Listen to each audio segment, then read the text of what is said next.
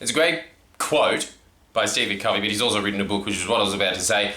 You don't know that I wasn't about to or wasn't. How do you know what's going to come out of my mouth next? That's the only reason that you stay around, isn't it? Just to know what the very next word is. Well, if you've been focusing on the self-help that is in said channel, you actually would be, wouldn't you? Because you would be process-oriented. Little surprise quiz for you there. Anyway, Stephen Covey had a great quote, and I've just noticed my hair's out. Can't have that. And my nose is itchy as always. As soon as you start pressing play and can't be fucked to do another take. He has this quote. Such a stupid channel. The quote is, for every public victory there is, now I'm paraphrasing, but I think it's like for every public victory there are 1,000 private victories. Now obviously that 1,000 number is arbitrary, but you get the point. The point is, do you dum-dum? Do you? Because I'm about to explain it. The point is that you see the guy on one of those shows like Australia's Got Talent. Whoa, he can solve a Rubik's Cube with his eyes closed, and he only had one hand behind his back, and he's on a unicycle, and that unicycle is teetering on a bear's nose. I mean, don't we all remember that episode? I don't know why it didn't get so many views and didn't become YouTube viral history, but it was very impressive. And what happens is you see that end result, your brain just processes, wow, they're so talented, they've got the Rubik's Cube master, it just must have been born with a Rubik's Cube in his hand, genetically predisposed to doing Rubik's Cube. Now, as we've said before, yes, genetics count, but did you know that every human being, and I can't even remember the exact numbers now, but let's just say there's 200,000 genes in you, and the ones that are active are about, I don't know, three genes, just out of nowhere. Obviously that number is completely stupid. There's no way those are the numbers, but it's something along the lines of the fact that your genes kind of only, like a lot of them just can get, like move in and out of being functional or dysfunctional depending on how your brain matures and what you are pumping into your brain and what you believe about yourself. These things start to form what are mimetics. But how do you form those mimetics? Obviously through practice. Because a big thing that they always say in self-help is that you just got to believe in yourself. That's true. That is true. But there's two ways to get self-belief. The first one is to hypnotize yourself. And I highly recommend that you do that. But after a while, what else happens is learned experience. Just pure muscle memory. So you don't even think about it. You just start doing it. That's what he means by, for every public victory, there are 1,000 private victories, even though he didn't say exactly those words. But that's what he meant in my head. He meant that, well, also, like, just with you, for going back to this Rubik's Cube guy, your brain just registers that as that guy was good at that thing. And he is good at that thing. Good for him. Wish I could do that. I can't even do it. But, obviously, if you watch enough YouTube tutorials, anything's possible these days. I mean, look at this. This channel, for instance, is just how to become a successful fucking multi-millionaire business owner, doing whatever you want, just getting multiple push. Here you go, done. If you want to learn how to like do a Rubik's Cube, well, you can do that as well. It's up to you, isn't it, if you want to waste your time on that. But the thing is that with me, for instance, and you will notice this, I think that there's two things that happen the better that you get at something. First off, there's two things that kind of happen. People start idolizing you in their head of, oh my god, that guy is a genius because he's good at one thing. But really, I am just that fucking pudgy Asian guy going, okay, give me another one. Okay, done. I'm just good at one thing. I'm good at being a loudmouth. But there's other people. Jesus, I'm so sweaty today. It's just so hot. I feel like Alex Jones constantly just like, I'm just working myself over here. Excuse me. Sweating like a pig here.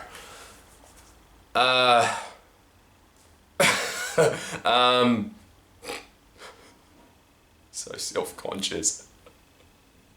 Yeah, that's right, I'm good at talking.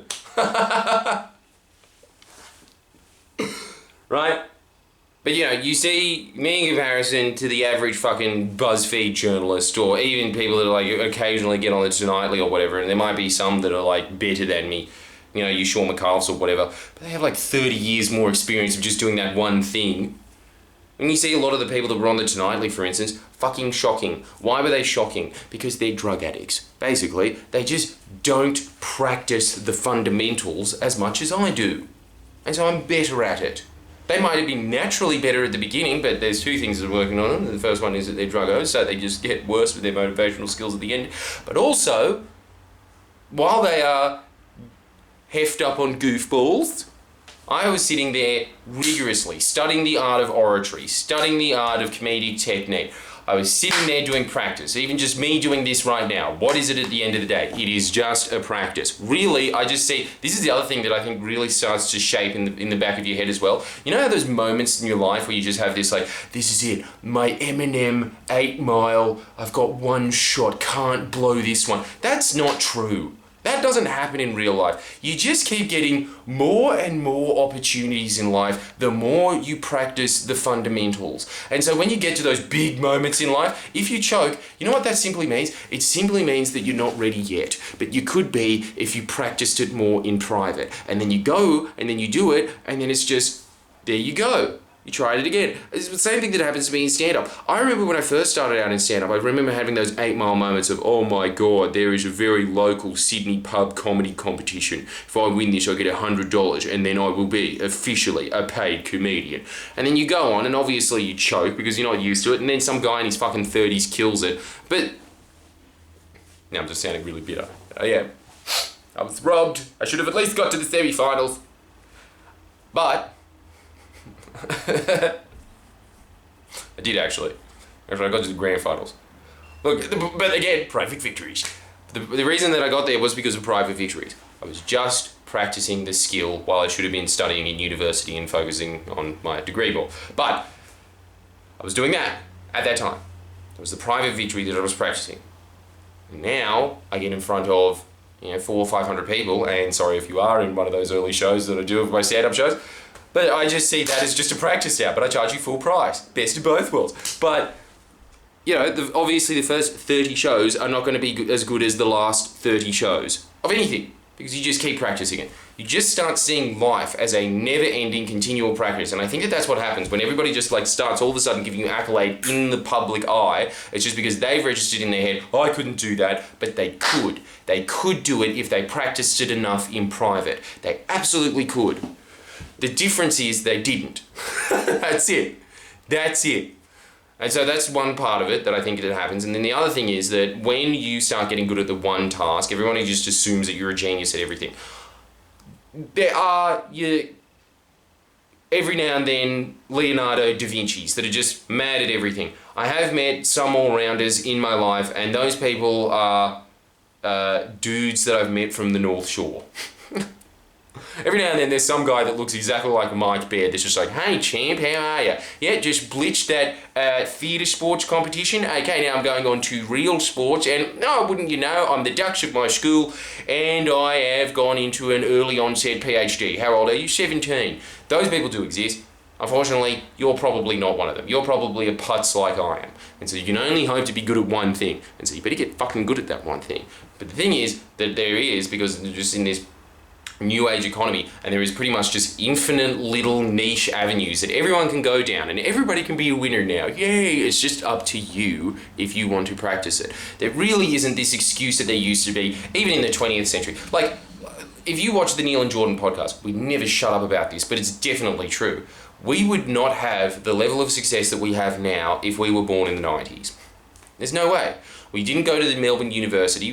I think Neil went to Sydney University for like a month, but that's the difference.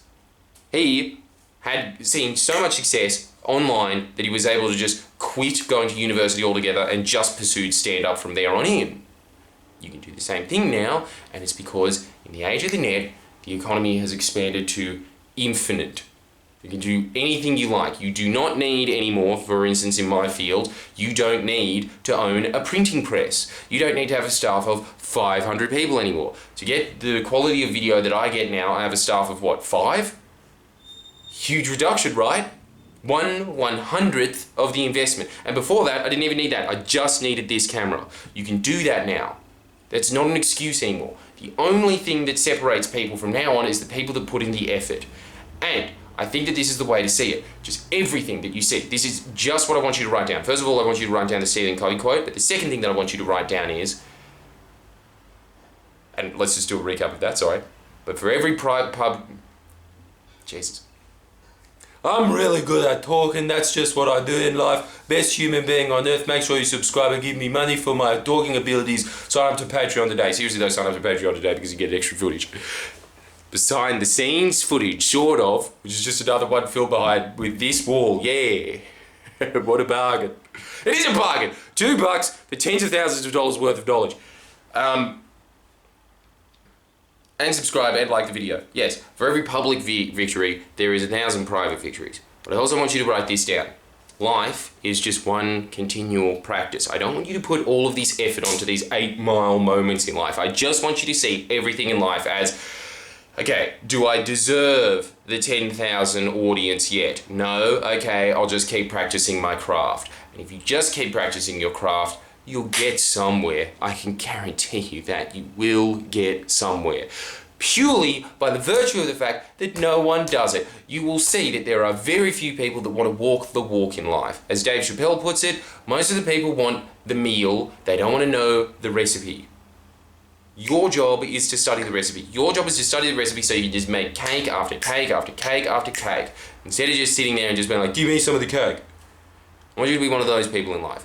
And the way that you do that, I think, and remember, write this quote down, write it down in your note. Have you got one of those little notebooks that we've been talking about where you just write down all of the quotes that you find inspirational? Because quotes are amazing. I'm going to do an entire show about that. Whatchamajigga. Video. Yes, I am a successful YouTuber. I know all the lingo when it comes to this. I, to quote Donald Trump, have the best words. Yeah? So that's your other one. I want you to write it down. I want you to write down that to see everything in life as a practice to getting towards your goal. And then when you get to the goal, excuse me, you'll just realize, okay, now that just the horizon has shifted. I can see more now, and so with these resources, now moving to here. But you're moving there in the mode of practice. That's it. Thank you so much for your time. Make sure you like the video. If you like this, sign up and become an official member of the Jordan Shanks Patreon, where you can get 1, possibly 2 videos a week, tantalizing, for a higher level of membership. Maybe. We'll figure that out. But if you're hungry to succeed in life, there's only one way to do it. By giving me $2.